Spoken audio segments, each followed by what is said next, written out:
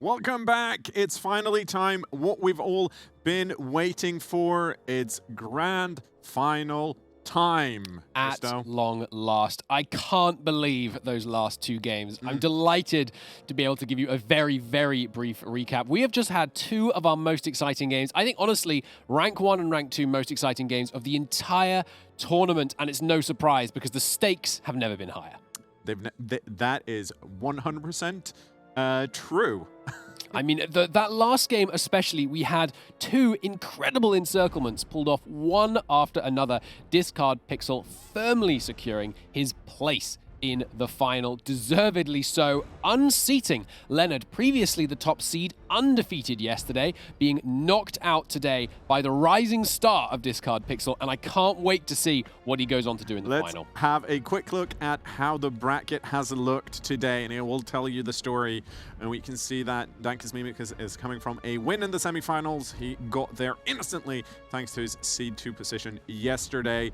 Discard Pixel, that's still a slightly longer path into the grand final, starting out in the quarterfinal and then going up against Leonard in the semifinal, and now he's in the grand final. Absolutely. He is playing Axis, which He is... It's what he's shown his power at. It's what he's had the most practice at. We were hearing from him, of course, just then in the winner's interview. He's been doing incredibly well as the Axis. Somewhat the underdog faction. It goes back and forth. The balance of this mod is really razor sharp. It's actually one of the things that Midgeman told me in the break, that now Axis is actually in the winning pick. Oh, really? Okay. Yes. Narrowly so. Of course, less games happening today than yesterday, but close on. Of course, our two players there, obviously, Dankus versus Discard. We've heard their quotes every so time, but what I'm waiting to hear is who can immortally say the quote, "It was me. I was first. I am the commander." I mean, it is all for bragging rights, and of course, at the end, that is... I was going to say that's all that matters, but clearly there's more stuff that matters than bragging rights. This is our first run at Commanders in Conflict with our very own 1v1 duel mod. If you like what we're doing here, please follow us on Twitch. Link to the mod should be in Twitch chat.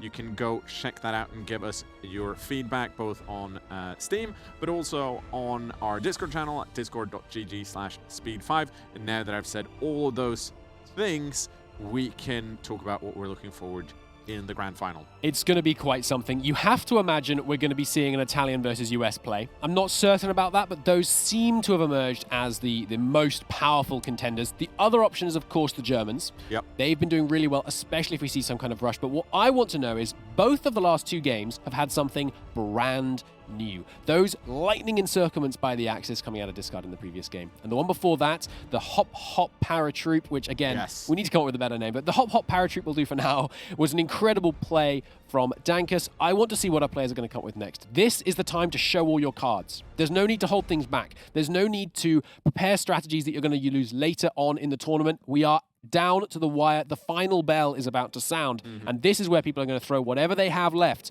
into trying to get that dub.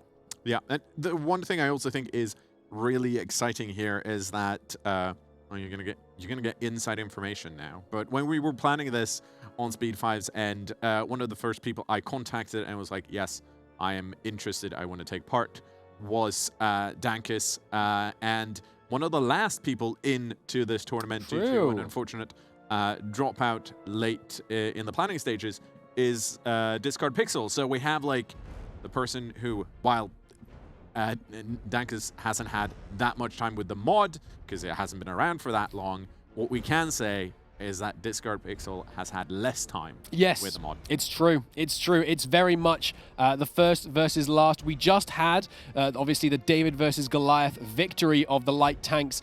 It was amazing. There's some brilliant screenshots I've just been getting of Twitch chat saying, like, what the heck is the light tank going to do? Moments later, like, bog, bog, bog, the light tank's destroying them all. And now we have yet another David versus Goliath. Dankus came into this tournament with a lot of people thinking he's the #1. He didn't quite get the #1 seed, but he's been performing extremely well today. His play has been both inventive and consistent. And that's what you need to be able to try out these kind of very true. But we are not going to waste your time any longer. We are going to swing over to my two 100% absolute favorite casters. It's Midgeman and Tommy K. Ladies and gentlemen, we are at Battle Stations. D-Day is upon us. Discard versus Dankus. Tommy, at the beginning of today, did we think this was going to happen? I didn't think so. I have a text here in front of me where I, just 3 days ago, texted Discord Pixel, hey, do you have time for a tournament? He says, sure, and now he's in the grand finals. It's unbelievable. This is the stories esports is making, and I think let's not make you wait too long. Let's jump right into the game here. We're going to get into the play here. I'm going to be just starting looking around. We've got, of course, the fabled US lock-in right here, as well as Italian Army of North Africa. Christo called it. These are the emergent meta factions, at least for these two players, for this grand final. And in the end, we reached meta here. Dankus on the USA build. Is he gonna play in the spirit of Leonard? And is Pixel playing in the spirit of Pixel? He has really made Italy a thing walking into the finals here, and it's gonna be great to see Discord Pixel's Italy against Dankus's US. I am so excited. Grand finals, a word we don't hear too often in Hoi4, but today this is what's gonna happen. Let's take a look at the builds here. Instantly, we have the armored terrain coming out for Pixel, also doing air. The machine guns, also very, very normal. A thing gets his first mill, and a very basic build. The anti-air, a little bit of something special, trying to shoot down that anti-air. And let's now take a look at the Italians. Yeah, we've got a really early pick that's very similar here. We've been seeing this throughout the tournament now, the armored train, the survivability studies, and this heavy MG. Surely there is a fighter meta emerging, which is really starting to dominate these really, really solid bits of air game. The League of Neutrality here, this battleground where our stuff, but you know, where the combat has been happening, the crux of everything that's going on has become an absolute bloodbath in the air, land, and sea. This is what I love about this particular region for this mod. We are getting tactics I don't think you'd normally see in a standard game of Hoi being used on a small scale. Like, North Africa is the front that normally everyone forgets about, but it is proving here that it is something of a spectacular place to fight. And very interesting in terms of meta. Ladies and gentlemen, look at this research, and if you switch over, almost the same research on the other player. Is not using a one tech tree yet. He's trying to get a little bonus here. If this is an armor train, you have completely the same opener. And now switching over, though, no, it's not the armor train. It is anti-tank 2. Dankus does not want to run into any tanks. And if we've seen the last game, that light tank did such a difference taking down Leonard. And Dankus wants to make sure it's not going to happen to him with this Something I picked up in the time before. We actually had like a duo teams emerging on the Discord. So in the call with Leonard, we had Dankus sat by his side talking to him, and then in the call with Discord, we had Habibi. They were essentially two duos on the same side talking through plans. So is what I reckon there is what I just think happened is Leonard was like. Leonard was like, Dankus, you can't go out the same way I did. You've got to get at least a little bit of AT in, because if that light tank rocks up, you need to be ready. Oh, that's so interesting to see that. And teams are apparently forming here for our players. Maybe something we can explore in the future. But right now, it is man versus man, one-on-one. No one here to help you anymore. And he thinks turning his fleet into the black collar is going to help. It often does. And we're going to see if Dankus has what it takes here to take his first major tournament. He has been in my Hoi4 International in many games, always just shortly coming out as a second runner, third runner, never won. This is his great chance to win his first Hoi4 esports event. Yeah, he's been a familiar face in Paradox live streams himself as well. When we invite content creators in, he is the one that all the other content creators tend to be afraid of, because they know how his micro skill can edge events in his favor. But now it is up against an absolute wild card of a player, a wild card for this event, someone who hasn't really been seen before in like official events. Discard Pixel, who is just coming out here and saying, what have I got to lose? Nothing. What have I got to win? The day. and he's from Singapore. His time frame is different. He's working from home, and he still manages with all that to get into the finals here. That shows a great player. Dankus, obviously, I think his paratrooper play has been amazing. This guy is ready to do it. I talked to him so much off stream on my phone, and he is so motivated. He always talked about, I lost the first game. I'm gonna redo this. I am ready to fight here. And he is so motivated to become a great Hoi 4 player. Great to see that. If we switch over here to Discard Pixel, what is he up to? Our wild card. Are we going to get to see an air design? A nice early air design. Is it going to be what we think it is? I think we are going to see it. Maybe he's waiting on the timing on the tech. It's interesting to see. You know what I see here? I see nervosity. Yeah. I see someone being nervous, but that is what a final does to you. And especially in the final, we're going to see which player can control their feelings and their anxiety more. I know this is the opener into the industry. I was thinking he's already doing sifs, but very basic starts here with the focuses. Let's take a look here real quick for people that just tuned in. It's very normal to take the first two focus of your opener, in this case, Dankus, with the U.S. Army overwhelming firepower into the industry tree. And on the other hand, we see Discard Pixel. In a second, we're going to see him. Right here, also opening up his favorite, the Italians, going also with superior firepower, has been meta for a long time before, and also going into the industry tree. One small difference, I think, because these builds have been somewhat identical here. This is the kind of the established meta, at least with these two. One difference is Dankus, no intelligence agency. Discard Pixel already has a spy in there at 14%. Like, this is... He was sneaky even past me. yeah. Here's the thing. Like... The spy really changes the game on a very subtle level. Yeah. It's more of a player intel level, and it's more of a counteraction to a lot of defensive meta, because it does have an effect on entrenchment bonus. Yeah. So if, say, Dankus manages to climb up to some hills and starts putting those, like he did that early 40 width rush with the Axis, if we see a similar, like, slightly change of plans here, and we see a 40 width rush up, and he tries to get in those entrenchment, every little point negative against that entrenchment is gonna come in clutch.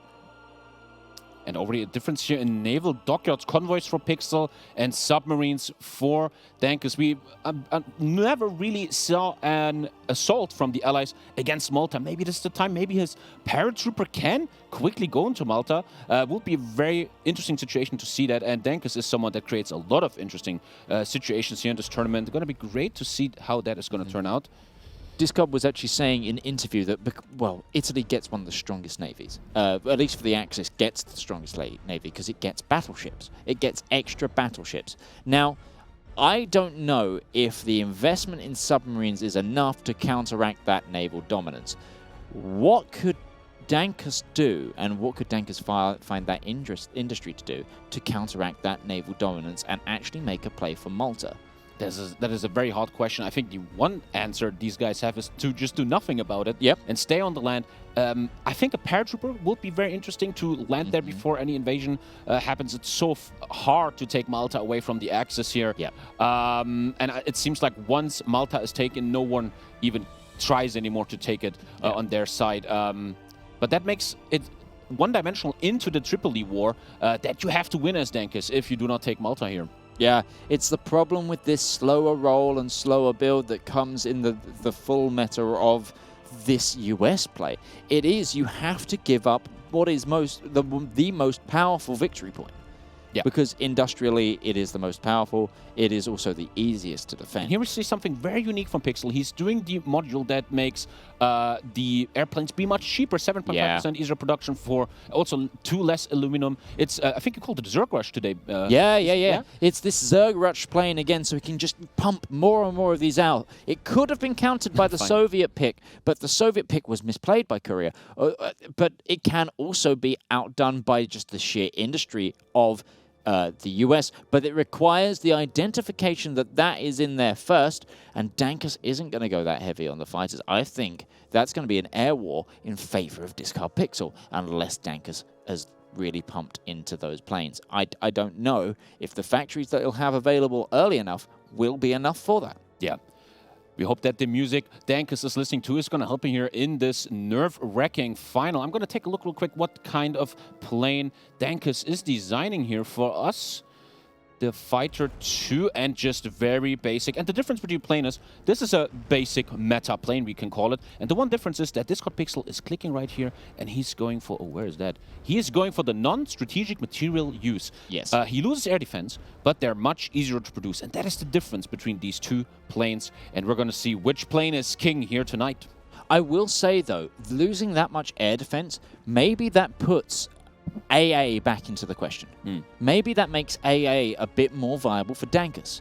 So maybe those AA battalions, those motorized AA, maybe even a special AA from medium tanks or whatever, could be enough to pack the punch. Here we're seeing some camel divisions appearing, and I think there's already those 40. Look at the small decisions. This is just a little meme division trying to run across, maybe take Malta, and he even cares about, do I do cavalry, do I do the camels here? Obviously in this scenario in the desert, the camels a bit stronger, but every little decision counts here in the final if you want to win it.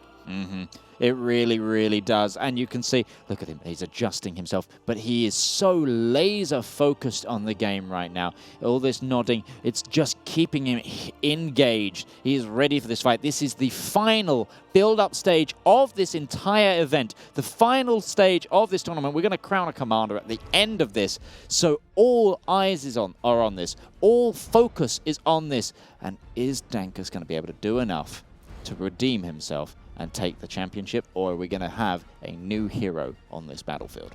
And not many people on this planet can know the experience of being in an esports final. A lot of people like to talk Twitch chat, but only some people get to the big stage and perform on the stage, and that's where these players deserve great respect. It's going to be a great test today of their talent and of their willpower. Yeah, so far he looks very relaxed. Let's take over a look at this card. Pixel, also a relaxed guy. He said in the interview he was very nervous. He thought he has no chance against Leonard, but this is once again where legends are made. He doesn't give up. He fights, and he gets the win over Leonard.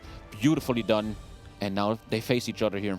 Yeah, it's really hard to tell with Discard Pixel. He's just so straight-faced, so dead behind the eyes. There's like no tell in this person's webcam, is there? It's really... I joke, but really, the mental fortitude it takes even to even completely give it your all, game after game, which Discard has had to do today to get to this position. They have gone through game after game. Yes, they went through, what was a total of 12 or 15 games? I can't actually... It was 15 games in total played, but they went through 5 games, and then it's 3 games now for Discard today, over 1 weekend on a new mod that you're trying to get to grips with. Long days, very relatively quick changeovers, fighting different opponents with different playstyles. That takes brain power. Yep. That takes thinking. That takes energy, and the energy is going to be running on fumes at this point. The gas tank has been run dry, and now it's up to just the pure skill and the pure calm. He's in a field of the symbol decision. Oh, the symbol goes decision. for the good old katana. Oh, he no, does. he switched the for the arrow. Oh, the arrow. Ooh, an arrow to pierce the hearts of Dankus, perhaps. But it's like, this is a wonder. He's putting his holding divisions as the arrow. Oh, what a mind game that is as well. Just to go, it looks like it's going to be a very aggressive division. No, this is his defending division. I like that. What is that division template? Take us in there, Tommy. It is the good old Discard Pixel template. It's nice to see the evolution of this template. On day 1, this was his template, but with the mix of anti-air light tanks. He has gone since away from that and is now providing us with this division, anti-air, a basic 25 whiff that has been doing so well for him last game, and he's not going to give up on his whole division here and is going to present that today. Maybe we can already see a division here from Dankus. Yeah, and it's the 40 whiff. This is... maybe once again the Leonard versus Pixel fight where Dankus is doing the 40 whiff. Leonard has presented before. Maybe he can do better though here, and it's going to be the battle of the 25 whiff against the 40 whiff. But yeah, but in the end, it will be decided probably by air. And I will definitely say, the thing about Leonard is a great ideas, man. We've established this in the game. We went like the way I was introduced to Leonard was by other people saying, "Oh, he's the brains, whilst Dankus is the skill." So Leonard comes up with a plan, Dankus executes them. That's what we're seeing this in the final. Did It's we a see- Leonard strategy being performed by Dankus. So, are we going to see those same encirclements that Discard managed to pull off on Leonard, or is Dankus too far ahead? We will figure out if the Prodigy takes over the Master. Leonard and Dankus are very, very good friends that always talk to each other, talk about tactics. It's going to be interesting if he can get revenge for Leonard here with this US tactic we've seen just a game before, or if Pixel can once again take the win. I think once the war starts and we get serious here, we're going to see once again who is more active, who is triggering the other person's micro, who's living in the fourth dimension.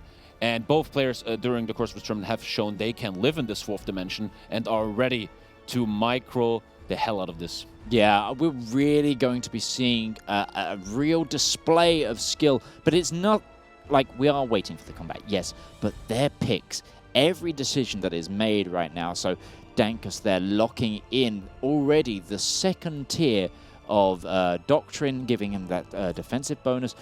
Every pick, every choice that they're making is going to set them up for the micro, because if they misplay this part, no amount of micro will save them. Exactly. Because if they've got their industry wrong, if they've got their setup wrong, if they've got their build wrong, it is enough to be the Achilles heel. Achilles, a famous, amazing warrior, but one small mistake, possibly of another person, It is in this so case, interesting could be Leonard's mistake of the that you meta. say Achilles when we have an arrow division in this game. Oh my gosh. Ooh. Oh, I love that. Is it going to be the arrow that finds Achilles' heel? And Dankus is essentially the Adonis of Hoi at the moment. He is a super skilled player, but he is not without fault. We saw him fall in game 1. Will we see him fall again? It is, and it could be at any moment that we see the mistake. And both players going hard into air. They know that the air war is what makes it different. And the difference was always here, Leonard's, aka Dankus' tactic is building only that one plane, where we see Pixel building 2 different types of air. We see him put 10 factories on his final airplane here, which is just for air superiority, and now he's providing us with CAS. Probably going to put, once again, 3 military factories on it, which he loves to do. And there's, once again, the minus 7.5% production bonus for losing some air defense. And where's the 3? I know my boy. 3 military factories on the CAS. Yeah, it's really nice to see this diversion in both of them having a different idea of how to use their planes in this. And I really like the CAS usage because you saw that ground attack value. And that ground attack value might win it, because if Dankus can't get his supply together to be able to push onto the Tripoli point, it is going to spell disaster. And we've seen how effective CAS is in this scenario. In this particular scenario, CAS has become king. Yeah. It was the old meta for a long time in Standard Hoi. It kind of moved away from that a little bit with By Blood alone, but in this specific scenario, it is proving its salt. It is the way that the wind is blowing in this case. Yeah. And a beautiful thing we see from Discord Pixel, which just sets him apart from other players. Look at the railway. He is not building the railway among the coast. He is putting it away. Shore bombardment is not going to do anything there. It's going to be to protect. This is, to me, a 500 IQ play. I think a lot of players will have never even come up with the idea of putting the railway so far away from the coastline. I'm pretty sure we saw Leonard do this actually in an Axis game as well, and then everyone went genius as well. So, we have seen some top-tier development of all ideas from loads of players. Like, I want to just go back as well and discuss some of the stories we've had. Like, Courier coming out, trying an awesome Soviet idea that then just kind of unfortunately fell apart just because of the micro levels, but the actual brain power and the thought processes were there. We've seen Leonard with the Church of Leonard and this amazing US build. We've now seen Pixel coming out with this Italian counterbalance. We had the early game with this carrier awesome naval combat. We're going back to day 1 and those naval combats with the Japanese pick and the carriers. There's been so much Hoi and so much exploration that is what's really brought this whole play style and this whole the challenge of this event to the forefront, I think. Yeah, and as anyone that loves Swords of Iron 4 has to love this so far. How this meta unfolds, how these players are sitting down and creating something. It is not stale at all. It is beautiful, and we're only 2 months away from the war here. Dankus already going into the Civ focuses, showing us he's looking for the long game. He wants to build an industry. He knows this game will not be done in 40 minutes. In 30 minutes, he's going for all the time he has here. And he's preparing, and he is that focused. So one thing I want to quickly check out here is the stats of those generals as well, because we spoke about how the in previous times that the US generals and the Italian generals all have different stats. So Max Clark here is Mark Clark here, is a level 4 with a 5 in attack and only a 3 in supply consumption. Eisenhower here this is the key thing. Very strong. It's very strong. Eisenhower being a tier 5, but is what I really like is the logistics wizard trait for being able to drop that extra supplies, really negating some of the fact, buying you some time when building those railways. And then if we compare this to the Italian picks, the generals aren't as good stats-wise. Messe is kind of in there, but if we look at the Field Marshal with Graziani, yes, he has that Desert Rat, which is a nice bonus to attack and movement, but look at the logistics stat. That supply consumption is a whole 10% down with no access to that command power option. Now, the general matchup, of course, changes with what faction you pick. There are costs and benefits there as well. So this is another thing that the players have been thinking out. I really, really love having the availability of this option because it can buy you so much time if you come under attack with an offensive and your planes are your ships aren't ready or your ships have just lost, so your ports aren't doing as much. It can give you that breathing room that you need to win. Yeah. And every little piece of mathematics is important here, especially in the grand final, because every little piece can make the difference. The Desert Fox versus Dwight D. Eisenhower, a logistical genius over here. And we're going to find out if Dankus is also himself a logistical genius. He will have to make sure that his attack against Tripoli is well supported by supply. And look at these civs. He loves the civs here, building a nice economy for the long game. Yeah. We're not going to see a rush here, gentlemen. No, I really like this. I also really like that he saved Omar Bradley for these 40 wits. Omar Bradley, again, another really potent general, really high attack stats. Not quite there on the logistics, but it has the beautiful engineer, which is a fort attack. So if discard... you talk about... What is going on with you? Okay, Mitch? I'm a bad balance, but war has begun. We need to tell them to change the speed. The speed is too fast. War speed, please, because war has begun. And look at this. They've both really rushed for the VPs this time. We've normally seen a hesitancy in some of the players, but no, there is no time to waste. Discard and Dankus both pushing for it. We do see Malta fall to the Axis. We do have an Axis advance beyond Tripoli. I think Discard is stopping here. This is where Discard is drawing the line.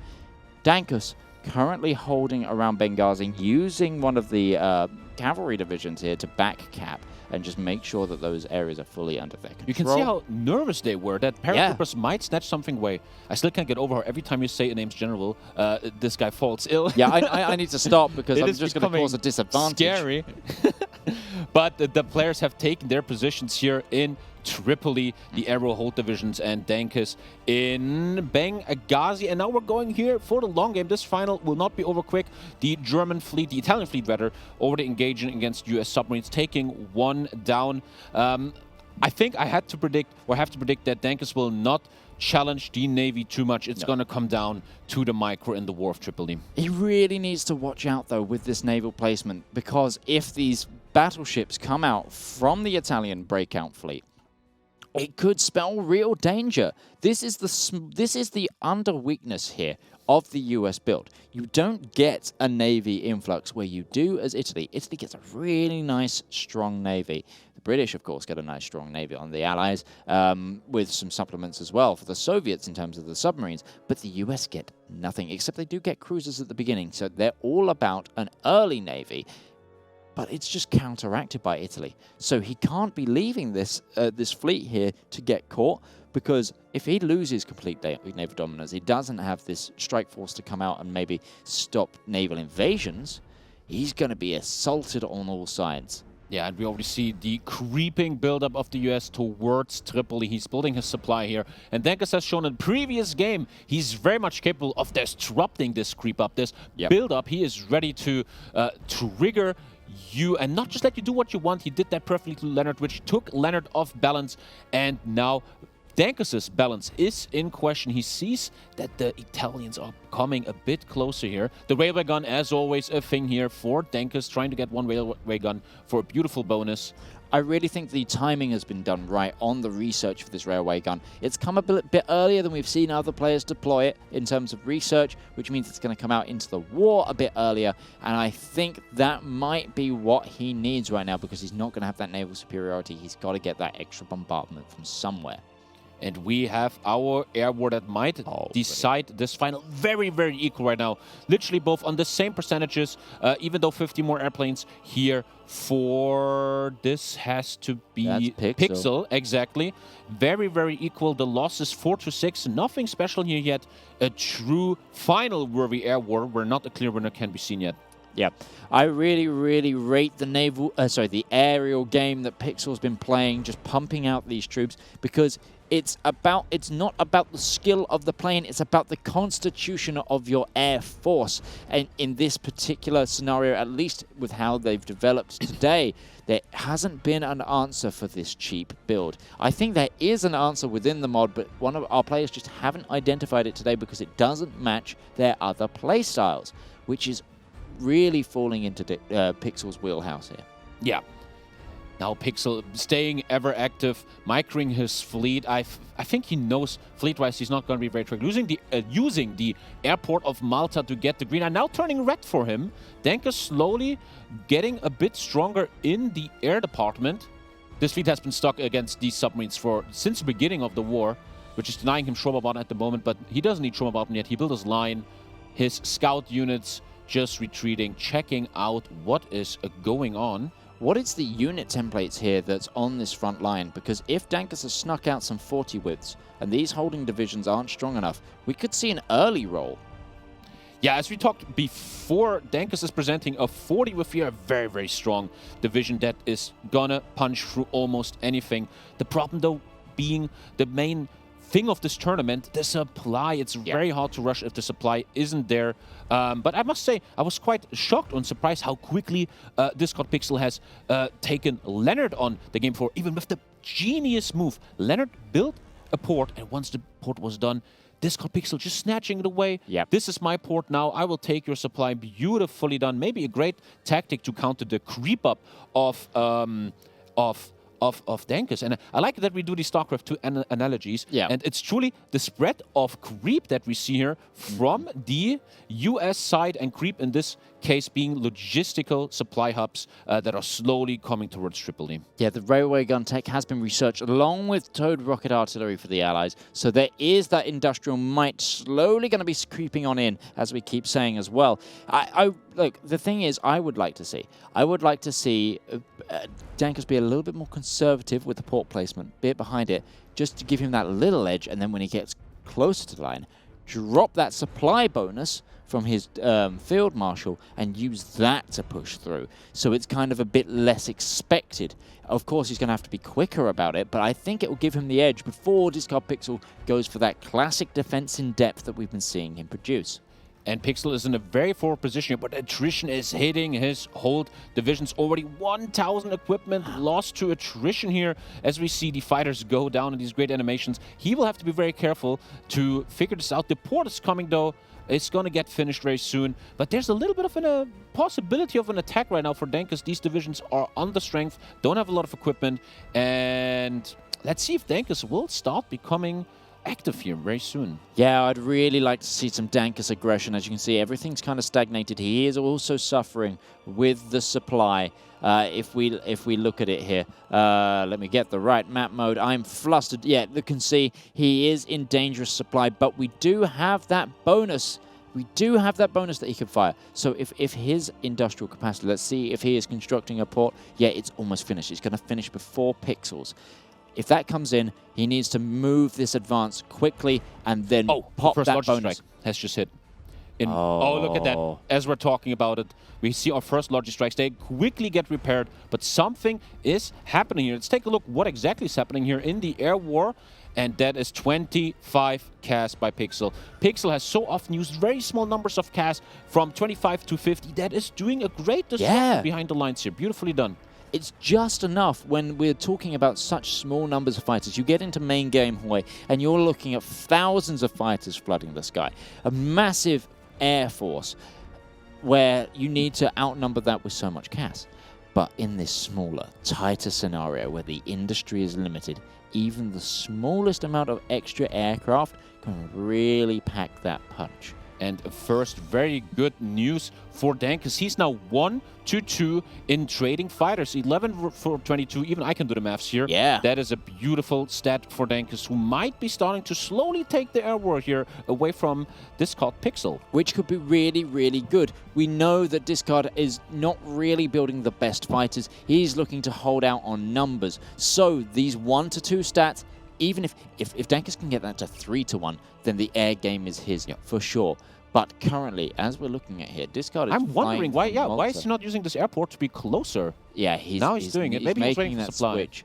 It might have been the supply issue, like you say, but I think it's more than. It's closer to the center of the airspace. He needs it to be there, at least the fighters. But also, the way that CAS works, it works on being the closer it is to the front line, the less of the range it uses. Therefore, I also think that needs to move over. But like you say, it could be the supply issue. And the stats are going ever more favorably in Dankus' side. 11 fighters for 55 now. Oh, even, wow, that's a 5-1 now. It is getting pretty good. Even 4 support lost. The air war starting to look good for the US player in the East here.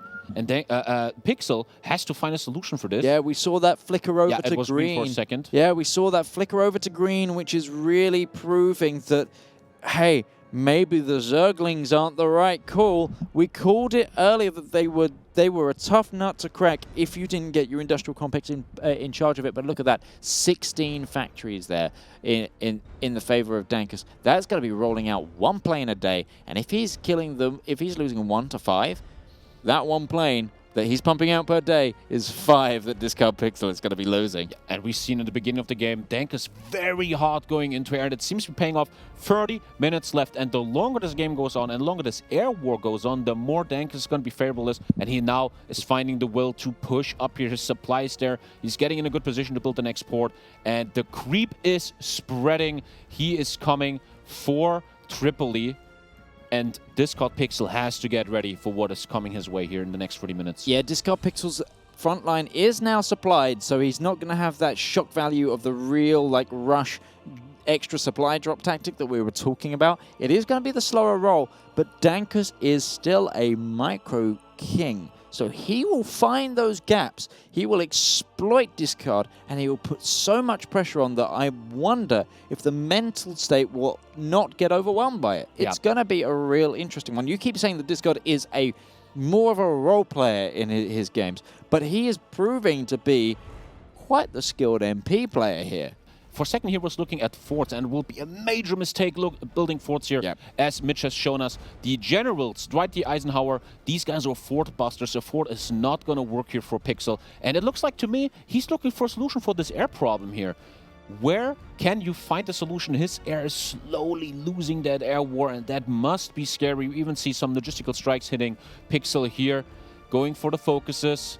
I mean, the numbers are still even enough. He is producing quite a lot of planes. I mean, yes, he's losing more, but if he can find something to stabilize the tide, maybe building some fixed emplacements improvements over Tripoli.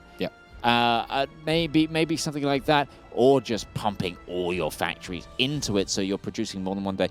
Interestingly enough, they're producing the same amount per day right now. If he can double that, it becomes less of a bleed. But look at that. It's going more solidly red every day. The yellow starts fading, and here we go, more red. And the thing is as well, with these fighter kills on such small wings, we're going to have green aerial divisions here for Discard. And I wonder if we're starting to see some more experienced fighters appearing for Dankus, which also has a bonus on the attack. They'll start doing better. If we see an ace come in, it will just be even better. Let's take a quick look at these fighters in Benghazi. Still green, so we haven't had any aces and we haven't had them rank up, but look at that XP meter. So close to being trained, moving away from rookies. Currently they have a negative air attack and a negative air agility, but it's going down. It's almost there. Like, honestly, the statistics of training aircraft, I'm interested. Do you think it would have been wise to try and like train some air crews beforehand, and or do you think that that's not enough of a bonus? That is a great question. I think, yes, I'm a big fan of value. Value makes you win in video games. And if you have the fuel in the beginning and it's not used anyway, why not just train air, use that fuel, and get a nice little bonus on that? That could actually be a very intelligent play to do. Yeah, especially with this US build where you're using your Navy less, I really feel like you can give that fuel investment to the planes and try to like get as many of them trained as possible. Yeah. Just to give yourself that little edge. Sure, you might lose them. Sure, you might end up back at rookies, but that little edge. In fact, if he's stabled this air wall right now, while Dankus has stabled this air wall, if he's got the fuel, I would actually, instead of trying to pump them straight into the front line, I'd have them back at Cairo training for a little while. So they come in trained. If you can afford it, and which you can right now. He can right now. I mean, we just saw Pixel put so much more mills into his air. It's I don't want to use the word, but I'm going to do it. This almost looks like an all-in. He understands I need to win this air war or Dankus' cast is going to logi strike me and I'm going to be in big trouble. Yeah. Maybe the grand carry here tonight is going to be the epic light tank. His focus can push out, but that light tank is going to need a bit of supply here. He's now going for... Oh, he's umming and ahhing. Battlefield support is obviously the best for Cass. Yep. It is the meta pick for Cass. But I actually think in this scenario, he was umming and ahhing. I think he ummed and ahed over the wrong one. I think he should have gone for the far left for the strategic construction line because there are some really serious air superiority bonuses in there. Yeah, and he's got the numbers. And Cass can only do his job if it's going well. Let us actually take a look. This is very interesting in what builds we have here. He's doing the Army XP relief command. We're looking at Dankus here on the right, the Eisenhower. And here with the Navy, just nighttime attack and spotting. He knows, though, the Navy is not going to be the problem of this game. And most importantly, we have fighter detection plus 10% and air mission efficiency. Dankus looking very, very strong here. And we've got a full defensive coming in here from Discard Pixel. Static warfare for that entrenchment bonus. That's a really interesting pick. I don't know if we've seen that yet today. A very defensive decision here. Yeah, really defensive. But I feel like entrenchment isn't as good in the current positions he has on the map. That's if he's falling back. He needs that as a backup there. He's also got Brave Commanders, which is the chance to score criticals, meaning his battleships are going to try and get those extra damage, that critical hit modifier, and then centralized control for fighter detection and air mission efficiency. I do like that pick. They both have centralized control, so countering each other out. But it looks like, especially with that decision there in the Army Command, that Pixel understands, I need to defend here. I have 23 minutes to take this tournament. Yes, the air is not looking good for me, but Dankus is the one that has to take Benghazi from me. Sorry, Tripoli. Now, what is he taking? That was Ace Generation, I think. Yes. And he's just looking at what you just talked about. Yeah. There is debuffs. And training these fighters just a little bit. Look how experienced they are. 1 minute of training, and these debuffs are gone. Do you know what I honestly think as well? He's currently got them on... I can't remember what the modifier is. He's training. He's training. He is training. Yeah. But that fist modifier took it to low priority for repair. You'll lose far less. Get the survivability. You get that XP passively. You don't need to take them away from the line to train. They'll level up because they'll live. Yeah. And Dankus going for submarines. Let's see if these submarines can do something soon. They will do something if an encirclement is going to happen of a port. Now making more 10 whiffs here. And let's take a look at this called Pixel, what he is up to, the defender here. And I think Pixel, I would like to ask him that later, does he feel comfortable in this situation? He's so often playing Italy in the Axis and just defending Tripoli, which he's been doing so well. This is kind of like his main. This is where he knows what to do. And he has to show it only one last time here tonight. I love that term that you just used. I can't wait for people to start describing themselves. Oh, I'm an Italy main. when we're talking about these mods. Something I also want to point out, because I don't think we covered it as much, the little light tank that could is out. So let's have a look at the Division 10 template. So it has 4 motorized. And then what is this? This is 7 light tanks in it. And look at that. It's got AT in it, RT. Let's see what the stat line is. Wow, it's actually really decent on the hard attack as well. The speed also a beautiful thing about this division. Look at that max speed, 20 kilometers. that was absolutely like I mean the 22 combat width as well is quite close to fitting into quite a few of the other tile types. I really rate this, and I really the thing that will come, that what makes this more viable than quite a lot of the medium and heavy tank builds we've seen, is the fuel usage is less. Yeah. So it gets that speed. It's less out of supply, which meant it got those overruns before. And I really want to see this get used again.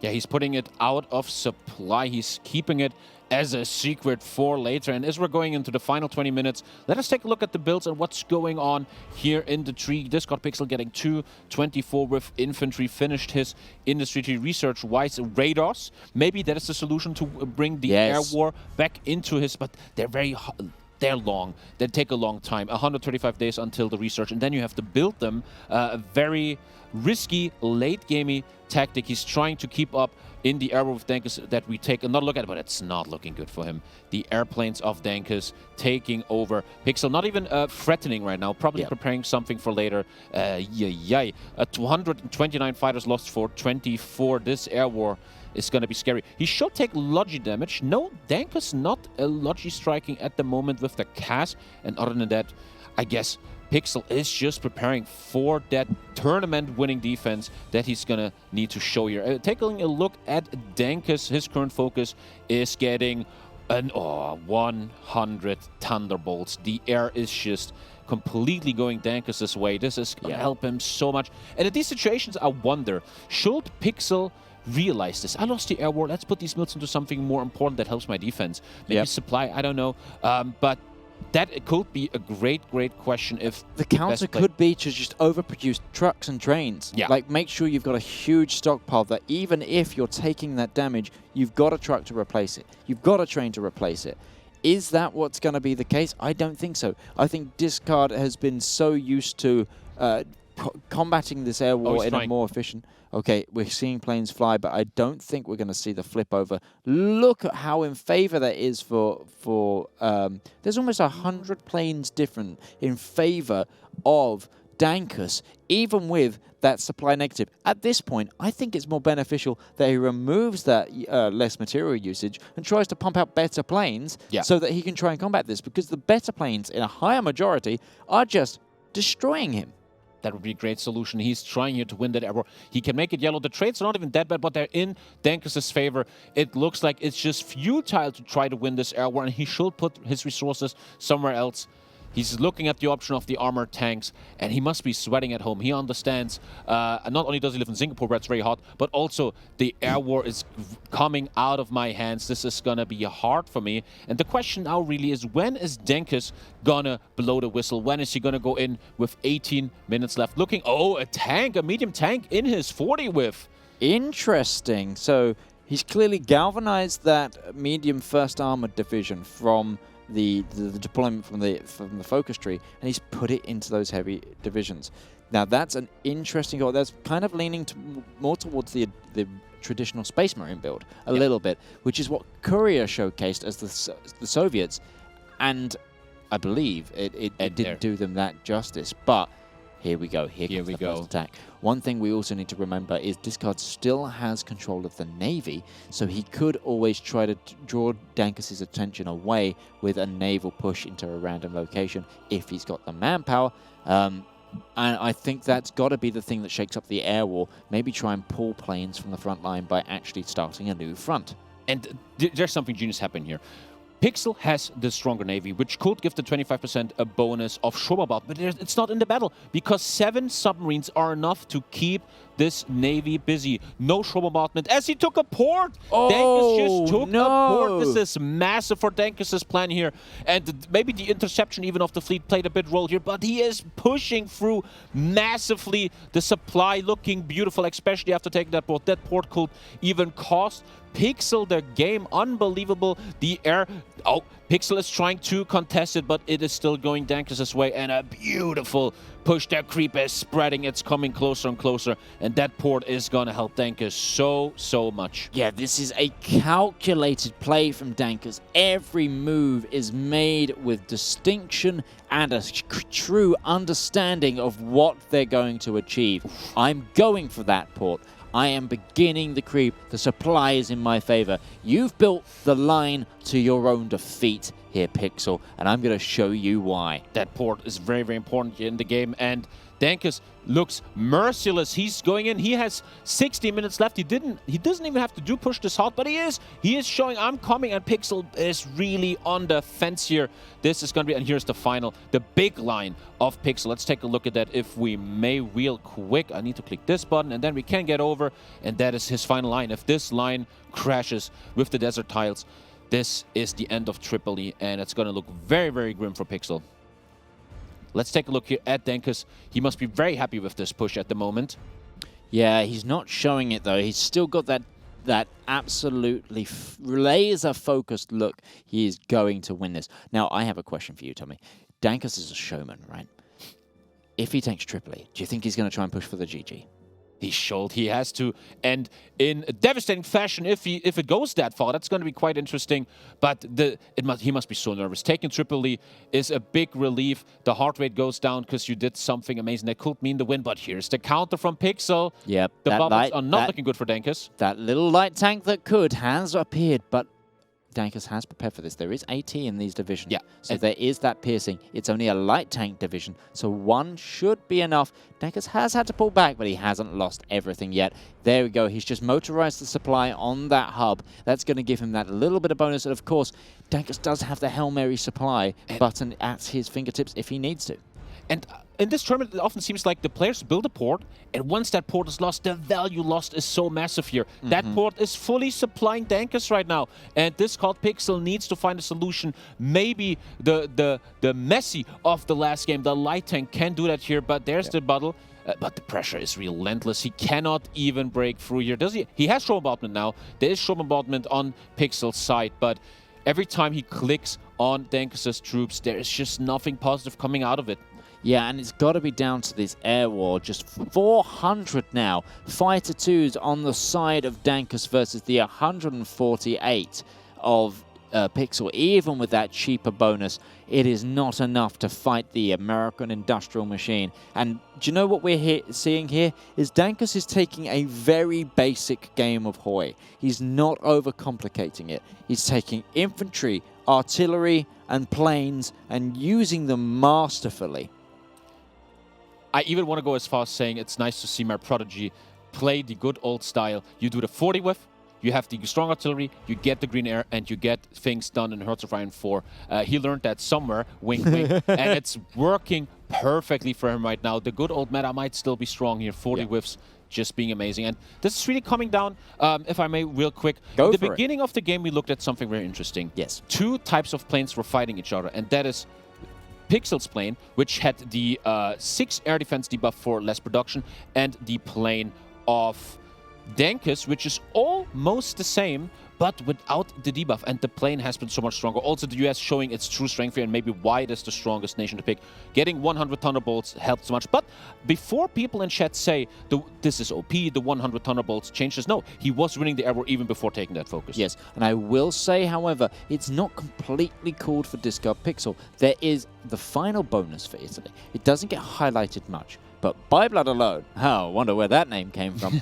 Ace generation chance 15%, air experience gain 15%, ground combat support 10%, air superiority bonus in combat 10%, attacking division speed 10%. It is a very powerful combat bonus, which the US don't get. They get an industrial bonus. They don't have that real access. And this complements air and ground. It could be the edge that Pixel needs just to hold, because that's all they've got to do. They've got to hold at this point. They don't need to advance. They just need to hold as we get into almost the 12th minute remaining of our final. 12 minutes still left, and Dankus hasn't put the top of this game yet here.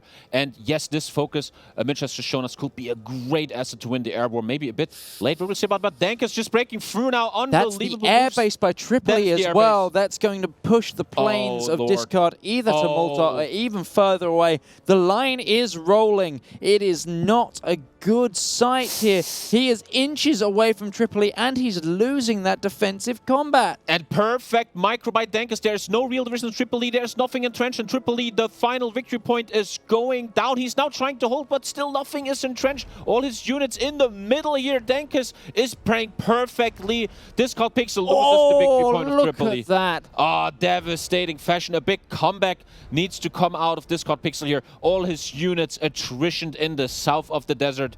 Yeah, This we is need relentless. to check the supply map mode right now for Discard is awful. He needs to move back. He needs to try and escape this faster than Dankus is coming, but Dankus is not letting up yet. His troops are still just inches away. I think he's going to get out without too much loss, but Dankus, look at that gain. So much land get grabbed in that just that push, because this is the port he had. That's 6 whole tiles. That's an air base and a VP. Dankus now holds 2 of the 3 VPs, and if the game ended right now, he would be our victor. Discard is on the back foot. He needs a comeback. He needs to find an opening. And we see the railway gun here in action. I was very sad to never see a railway gun from the Axis here. Beautiful bonuses with that. And the final 10 minutes. This is the tournament of underdogs, and we have an underdog right now. This called Pixel, the legend, is holding here, but this is not going to be enough. Can he make something happen? Maybe a clutch naval invasion, maybe a final big move, but Dankus' army just looking so strong. It's going to be so hard to come back from this, but if someone can do it, it's our finalist, Discard. There's the By Blood Alone focus, massively helping his air, but unfortunately maybe too late. Could maybe a Germany pick, a Japan pick, done something differently, but he stayed true to his origins of Italy, and now Dankus is just saying, bro, I don't need to be active anymore. I got the victory points. You need to come at me. I am holding this. I even have shore bombardment, and Dankus knows in 9 minutes 50, this is going my way. Yeah, I really would like to think we like that. One of the wonderful things about Hoi is the alternate history of Hoi. What would you think the alternate history result would be at this point of the game if Dankus was on the Axis and Discard was on the Allies? That is a beautiful question, because we've never really seen... I don't remember seeing Pixel as He's had one game. Allies. He's had one game as the Allies. And I'm predicting right now he was not playing 40 whiffs in that game. And it would have been great to see that difference. But this is the history, this is the simulation we live in, where Dankus got the US. And once again, I don't see the US street being so much stronger. The Arrow was won before the 100 Thunderbolts were taken. And maybe putting the module into his planes, speaking of Pixel here, that gave him -6 air defense for better production, maybe was the problem. Also, I don't understand why Pixel's airplanes have been in Malta and not in Tripoli. Maybe he was scared of supply, but in Tripoli they would have had a better range helping the air war, and then the slow loss of the air war was the beginning of the end for the defense of Discard Pixel here. I really think that air war misplay might have been the nail in the coffin that just allowed Dankus to do a really steady game. This is what we've seen. We've seen Dankus just do a slow roll up. That's what the American tactic here is. It is, I'm going to creep, I'm going to walk, I'm going to take this calmly, and you are going to lose. You need to act on it fast, and we saw Dankus do an example of how you need to act fast as the Allies, as the Axis, and it worked perfectly. I wonder how much pressure would have been put on it, even if the Benghazi, even if it didn't hold, if there was more time dedicated to the Benghazi front, that Dankus couldn't get himself established, and then the Discard could have got those planes going a bit more, perhaps. I wonder how much that would have also changed today. I really do. But Dankus isn't even progressing forward. He's waiting for that supply. He's waiting for that connection, and he's waiting this timer down. Discard has to do something. And we might see the all-in, the final player for Pixel. He's not giving up with 7 minutes 40 left. He's planning a naval invasion. This is a very desperate naval invasion. It could lead to something, but it's going to be hard. I think also in the course of the tournament, we haven't seen Marines that often. They will be so beautiful here right now, but Pixel needs to make something happen in 7 minutes 20, and the naval invasion. And that's the problem with the radar. You have the radar, but it's too late. I feel like going forward with this mod, players need to realize what has value in the time that we have. Should I really research and build a radar if it's not even done by the end of the game? That's something players will have to consider in the future. Yes, I really agree. And I think, again, you were talking earlier about, does Discard move his move his industry away from air when he realized the air war is over. Yeah. What would you have moved it into is the thing. Would it have been more guns? Would it have been more tanks? Would it have been tanks? What would it be? What would be the option here? You said something beautiful. What about more trains, armored trains, and more motorized, so that the logistics are looking much better for me? That is a great question. Well, it's a hard question. Anti-air seems to be an option that often didn't do well enough, though. But it's a great idea of just building so many trucks that the cast doesn't hurt you that much anymore. And one thing I'm kind of sad that we haven't seen a single time this tournament is 40 whiff versus 40 whiff. It's a division of the tournament. It might be winning the tournament, and we haven't seen an Axis player show the 40 whiff, and then the 40 whiff versus the 40 whiff would have been so interesting to see. But the 25 whiff of Discord might not be enough. Did you see what Discard did there? He's moved all his air. He moved his air force to start flying over from Malta into the central Mediterranean, into the air zone, and he's drawn Dankus's planes there. He's now switched them from Malta to fly over Tripoli, and he's got green air. That is a beautiful high-level tactic on Hoi 4. If you switch around to your air a bit, you can trigger enemy players to do some air mistakes real quick. That invasion might be going out soon. Is it going to be enough, though? Dankus is staying strong. Let's take a look at his defense. He knows if I defend you, and defending isn't that hard, I win this tournament. The ports are defended. It's just single 10 whiff divisions, though, defending these ports. But what is the time saying? 5 minutes, the final 5 minutes for Discord Pixel to make something happen. He is not pressing the invasion button just yet. The invasion, I'm kind of hoping the light tanks will not be the first to land, because they have a big debuff on landing. They really do, yeah. But the whole division. Also, one beautiful thing you talked about is training. I'm trying to think of the future, how to play. Wait. Malta has been taken. Malta has been taken. Sneaky Dankus. I haven't even seen this. He easily took it, and that might be the end here of Discord Pixel, even if he takes Tripoli. What unit is it that landed there? Is it? It is a basic 10. I would think it's a basic 10 whiff. Yeah, it's not even a 10 width. Yeah. That is one of the port garrison divisions. That is just the nothing division. And this is Dankus saying, I've got this in the bag. Discard is floundering at this point. And it's a beautiful play at that. Both of us missed it as well. So chat, if you caught it, please, you know what? Go back into the stream and clip it so we know exactly where it was. Plus, you make us some content. But yes, I mean, this is a masterpiece of how this mod is needed to be played. And this is the sort of thing that, you know, if you want to be a player of this mod, these are the games that you watch and you go, okay, this is the established game, this is how it works, how do I break it, or how do I learn it? And then it comes back to being this 40 width battle you're talking about, I think. I think the more players we get, the more of our audience maybe pick up this mod, and maybe in the future join us for tournaments. Hey, that would be a really interesting thing. The more minds, the more players, the more people using their game dexterity to try and win the hearts of Sunderbloom. We will see this develop and change, because this is what? This is game 20 of all games that we've had today. This is the first 20 games ever. This is the established meta for now. Yeah. But that will change. That will change in different hands, and different hands will just really open this up.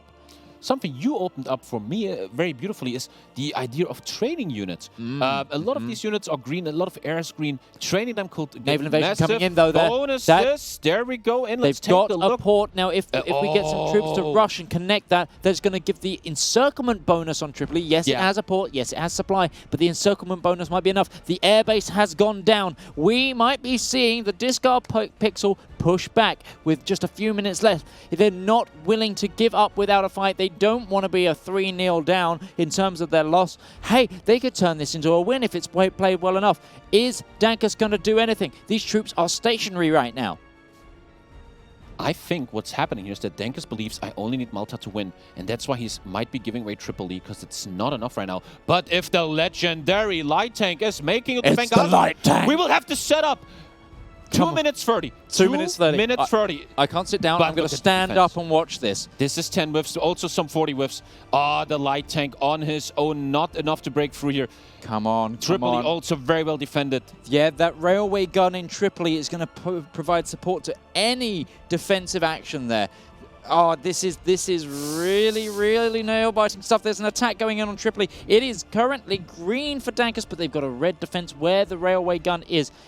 It's flipping back in Oh, the Dankus' time, 2 favor. minutes. The 2-minute timer now. We are in the final 2 minutes of our day, the final 2 minutes of our games. And at the end of this, either Dankus is going to be the victorious or Discard Pixel is going to pull a fast one and take away a crown.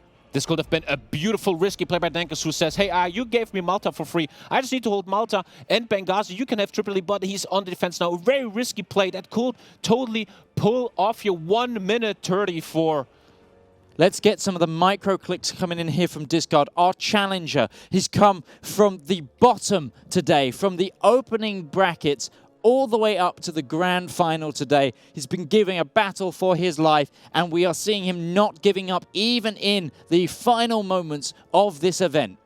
Oh, you have to show respect to Pixel. Yeah. He came out of nowhere, and he's never giving up. So many players will... the mutiny. in the army. His army stops believing in him here. It is sad to see. I will follow Pixel anywhere. He's a great commander, and he showed great effort here. But we are in the final minute of the game. Tripoli defense looking beautiful. Malta defense looking beautiful. Yeah, he tried his best. That negative 25 on a lot of attack stats from mutinies in the army is going to be the nail in the coffin here, I think, unless there's some serious AFK from Dankus and he just kind of leaves things alone, too secure in his victory, but I don't think it's going to happen. But we need to give Discard credit. There was some beautiful play. He drew the Air Force away. Yes, he lost Malta because of it, but he gained that green air. He made this push. It's been a beautiful play from both players. That mutinies in the army is just such a dead. Like, you let the war support get that low, you are really running risks. And because there's so much going on, you take your eyes off of one facet of the game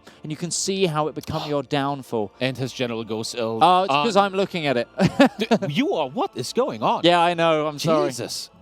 Unbelievably game here. And that is the game here. We have a winner of our tournament. We have our commander in conflict, Dankus. Memecus, let's switch over to him. He's done it, but he's still in there. He's in the zone. He doesn't realize the game is up. He's so God. in the zone, he's forgotten. Unbelievable. We have had a GG. day of it, Tommy. We have had a day of it. What are your thoughts here? Like, give us your highlight. Give me your highlight of the entire event. You know, when I came out of the airplane, I was smiling. Maybe if you watched me casting, you saw me often smiling because I loved all of this. This is, if you love Hoi4, you love this tournament. We have seen so much growth from the players, so much growth in the meta. Just beautiful. This has been an exceptional presentation of Hearts of Iron 4 esports and what's possible in Hoi4, what the future is holding. And the community, we have a lot of future in 2023. Just beautiful. My highlights, my personal highlight here, Leonard versus Discard Pixel. Unbelievable game, a really clutch game, a great highlight of this tournament that I cannot wait to rewatch, and I think this has just been so much better than I ever anticipated. Yeah, what I really like about it, this is just 6 people. This is 6 names on a roster. This is 6 Hoi players. There are 1 million monthly active users of Hoi and up. Now, can you imagine the breeding ground, the beauty that we're going to have as the Hoi esports scenario, the whole vision of Hoi just starts to believe and play this multiplayer, not necessarily just this, just all the experiences we can have as these metas evaluate. And I think what we've seen here is just how the mind of a Hoi player works. I really like some of the stuff we've been coming out with. I don't know if I can directly give a play of a game, but holy moly, what a day it's been. We have a winner, but I think it's time to send it back to our hosts, and we'll see you. Wow. I mean, 2 full days of Hearts of Iron 4, and here we are. We have a winner of the first ever Commanders in Conflict, and it is Dankus Memecus.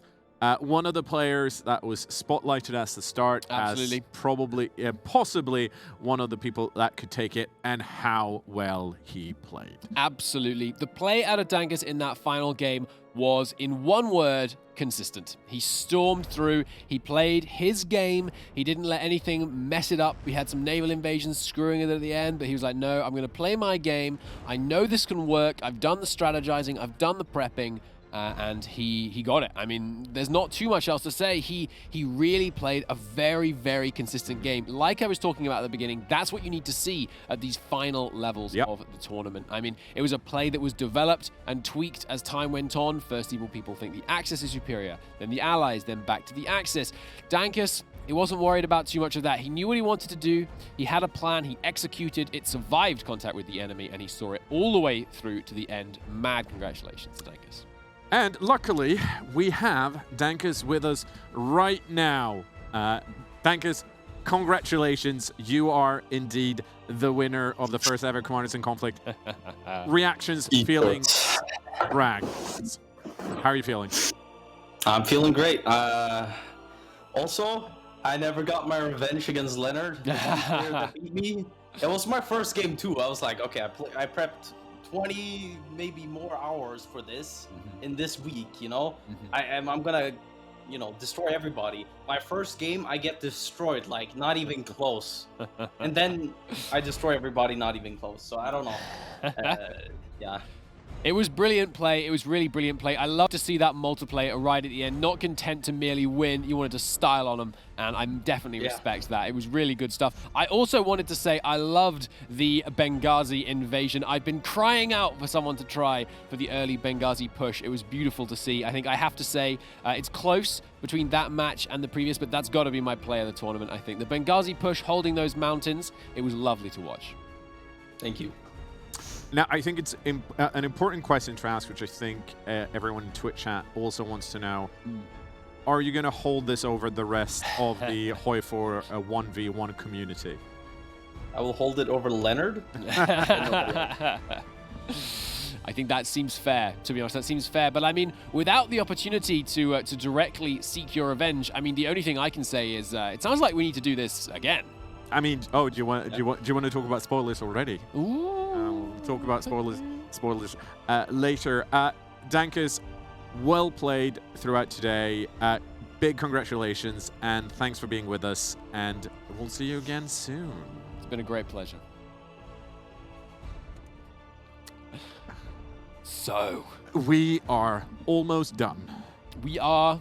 I mean, there is teasing to be done. Sure. I should leave it to you. I'll do the teasing. Do you have anything extra you want to add? Final thoughts. I think the last 3 games really, to me, summed up what's amazing about Hearts of Iron esports. We had 2 games with new innovations, excellent play from all sides. We had twists, turns, stunning encirclements, counter encirclements. It was brilliant. It's exactly what I love to see. Do you know the best way to actually showcase that?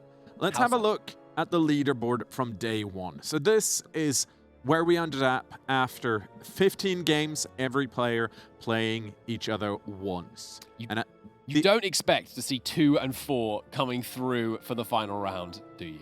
No. I mean, Leonard stomped the competition in day 1. Dankus Memecus, of course, got hit by Leonard in game 1 and then took the rest of the wins. We can see that both CMOPS, Discard Pixel, Courier, and Absolute Habibi, they had a bit more of a struggle. But after that, we went to this bracket due to the seeds. CMOPS, Habibi coming back. Some redemption after day 1, and then of course came up against Dankus Memecus and couldn't hold the strategy all the way. Dankus Memecus advances to the grand final. On the other side of the bracket, we have Discard Pixel versus Courier. Discard Pixel goes through, comes up against Leonard, and the big upset of today, I think everyone, even the casters, talked about, like, Discard Pixel might be able to do this, but it's going to be hard. We're expecting Leonard to pull through. After all, Leonard is undefeated. But that was not to be. Discard Pixel got the win over Leonard into the grand final against Dankus Memecus. But Dankus Memecus said, no, I had one win. I had one loss, and that was the first game of day 1. I am not accepting another one. And consistency won out in the end, and that is why he is the Commanders in Conflict champion. Absolutely. I mean, he has 3 titles, I think, that we can grant from this weekend. He was the first amongst losers, first to lose a game. He was the first amongst winners, the grand champion. And of course, He is the commander. He is the one that brought us through to the end. Those last 2 games, such innovative play, and then coming into the final one, we returned to what it was all about. We'd had all of this shaping of the meta, back and forth and back and forth, and at the end, it culminated. We had it exactly played out how he wanted it. His plan was executed just so wonderfully, and it was a deserved win. At the end of the day, there wasn't some fluke, there wasn't some crazy occurrence. He knew what he wanted to do, he went out there and he did it, and then cherry on top, he's the only player that I know of that managed to hostile naval invade Malta and take it from the enemy. What a way to finish. And that is most of our show. I have a few more things to say. First of all, thanks ever so much to all of our players. We've seen you on the leaderboards. We love your play. Thanks to Count Christo, to Tommy K, to Midgeman for casting it with enthusiasm and, most importantly, expertise. There were things in there that you said that I was like, it's probably true. A good point. I would have made the same. If you like what we've done here today, please follow us on Twitch. Join our Discord at discord.gg/speed5. Download the mod, try it yourself, and give us a rating on the Steam Workshop. Midgeman is pointing at me, and I don't know what that means. So we'll talk about it in Twitch chat instead. Finally, I did say I was going to do some spoilers. We'll be back. Late January, it's not just going to be me, Count Christo, Tommy, and Midgeman here in the studio. Hopefully, if everything goes according to plan, and we have some more planning to do, we'll be back with a several-day event with players in the studio, sitting opposite each other, snaring, and all of the other things, you generally do in a Hoi 4 MP. If you have opinions and feedbacks on what you want us to play, should we do team MPs? Should we keep doing just 1v1? Let us know on Discord and in Twitch chat. Absolutely. Absolutely. It's going to be an incredible event. I can't wait to see how we pull it all together and finish it. There's so many learnings we can take away from today. It's something I was saying in Twitch chat earlier. I can't believe this is only the beginning. There are new heights, there's new maps, there's new challenges, there's new players. We've started out with such a great event. I can't wait to see where we go from here. And Count Christo, we are done. And I feel like it's only right to go out on the immortal words, possibly stolen by Dankus Memecus, quote, esports